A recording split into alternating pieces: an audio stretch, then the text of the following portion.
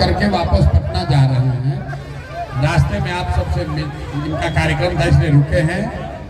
एक ही बात आपसे कहेंगे कि इस्लाम को मानने वाले लोग एक बात याद रखिए, नेता कुछ भी कहे, दल कुछ भी कहे, उसकी बात आप माने या ना माने, लेकिन जो बात आपके कौम में जो बातें इस्लाम में बताई गई हैं, कम से कम उसका जरूर ध्यान रखिए।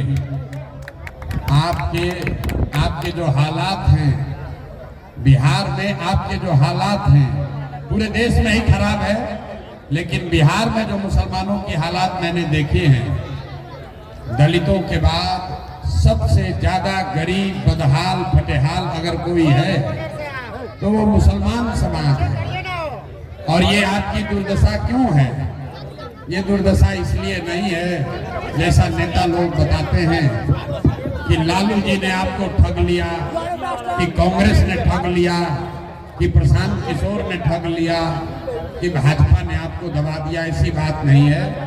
ये आपकी दुर्दशा इसलिए है कि जो बातें इस्लाम में सामाजिक, राजनीतिक जीवन के लिए बताई गई हैं, मैं हट जाओ यार, 2 मिनट में हम बात खत्म करेंगे अपनी। इस्लाम में सामाजिक, राजनीतिक जीवन के लिए जो बातें बताई गई हैं, ज्यादातर मुस्लिम साथियों ने उन बातों पर अमल करना भी छोड़ दिया। ये बात आपको लगता है कि आज के जो हुक्मरान हैं, आज के जो शासक हैं वो जालिम हैं, उनको आपके और आपके बच्चों की, आपके हक की चिंता नहीं है। तो मेरे भाई, आपके पैगंबर साहब ने ही ये बताया कि जिस कौम को अपने रहनुमाओं की समझ न हो, उसके ऊपर जालिम हुक्मरानों को मुसल्लत कर दिया जाता है। ये बात हम नहीं बता रहे, ये बात तो पैगंबर साहब ने लिखी है। तो जालिम हुक्मरान आपके ऊपर कब मुसल्लत किए जाएंगे? जब आपको अपने रहनुमाओं की समझ नहीं होगी। तो आप अगर अपने सही रहनुमाओं का चयन करें और हक के साथ खड़ा होइए। आपको बताया गया है हक और बातिल के बीच में मुसलमान को हक के साथ खड़ा होना। और आज का मुसलमान हक की बात नहीं कर रहा, आपको तादाद की चिंता है।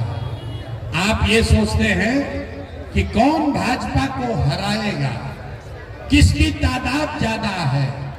वो तादाद में अगर बातिल भी है तो उसको भी आप अपना रहनुमा बनाकर वोट देते हैं। इसीलिए ये दुर्दशा हुई। अगर सिर्फ तादाद की बात होती तो इस्लाम तो शुरू ही नहीं होता। इस्लाम को शुरू करने वाले लोग तो 2 ही लोग थे, तादाद तो दूसरी ओर थी। तो अगर बिहार में सुधार चाहते हैं, अपने बच्चों के लिए इंसाफ चाहते हैं, तो मेरे भाई जो अच्छा लगे, हम ये नहीं कह रहे कि आप जनसुराज के साथ आइए, जो अच्छा लगे उसके साथ रहिए, लेकिन हक के साथ खड़ा होइए, क्योंकि ये बात इस्लाम में बताई गई है। हक के साथ खड़ा होइए। जो आदमी, जब आप भाजपा को हराने के नाम पर किसी गलत व्यक्ति को, किसी बदमाश को, किसी अपराधी को वोट देकर जिताते हैं, तो मेरे भाई वो इस्लाम के बताए हुए रास्ते के खिलाफ बात है। इसलिए हक के साथ खड़ा होइए, यही आपसे गुजारिश करेंगे। और बाकी अब मुशायरा का मजा लीजिए। हम लोग ऐसे लोग तो भाषण रोज दे रहे हैं। इस्लाम में जो बात बताई गई है उसका ध्यान रखिए। आपके हदीस में ये कहा गया कि हर मुसलमान का ये फर्ज है, हर मुसलमान का ये फर्ज है कि वो अपने बच्चों के साथ इंसाफ करे।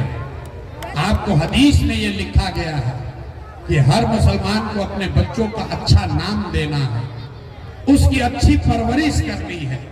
तो जब आप घर जाइए तो इस बात को सोचिए कि इसमें से कितने ऐसे मुसलमान हैं जो अपने बच्चों के साथ इंसाफ कर पा रहे हैं। आप अपने बच्चों के साथ इंसाफ नहीं कर रहे हैं। तो जनसुराज में हम लोग एक ही बात कह रहे हैं, वोट जिसको देना है दीजिए, लेकिन एक बार जीवन में वोट अपने बच्चों के लिए दीजिए, उनके शिक्षा और रोजगार के लिए दीजिए, वरना कभी भला नहीं होने वाला है, कभी भला होने वाला है। और एक अंतिम गुजारिश आपसे इतना ही करेंगे, मेरे भाई, लालटेन में किरासन तेल बन के जलते रहोगे, लालटेन में किरासन तेल बन के जलते रहोगे तो जलोगे आप, जलेगा आपके बच्चों का भविष्य, और रोशनी कहीं और होगी, आपके घरों से अंधकार खत्म नहीं होने वाला है। 30-35 साल आप लालटेन में किरासन तेल बनकर जले जा रहे हैं, आपको कोई परिवर्तन नहीं हुआ, तो कम से कम अपने बच्चों के लिए खड़ा होइए, अब जो अच्छा लगे उसके साथ खड़ा होइए, लेकिन सिर्फ भाजपा को हराने के नाम पर गलत व्यक्तियों का साथ मत दीजिए। जमशुराद अच्छा नहीं लगता है, बिल्कुल इसको वोट मत दीजिए, आप चिंता मत कीजिए। हम वोट नहीं मांगते, ना आपसे ना हिंदुओं से, हम वोट मांगते ही नहीं।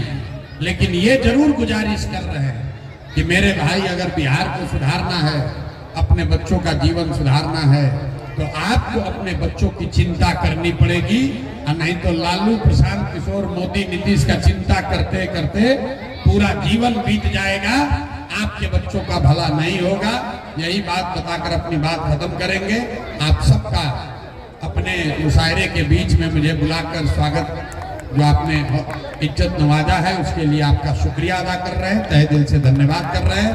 कमरुद्दीन जी का झंडा बुलंद रखिए, इनको मजबूत बनाकर रखिए। बहुत बहुत धन्यवाद।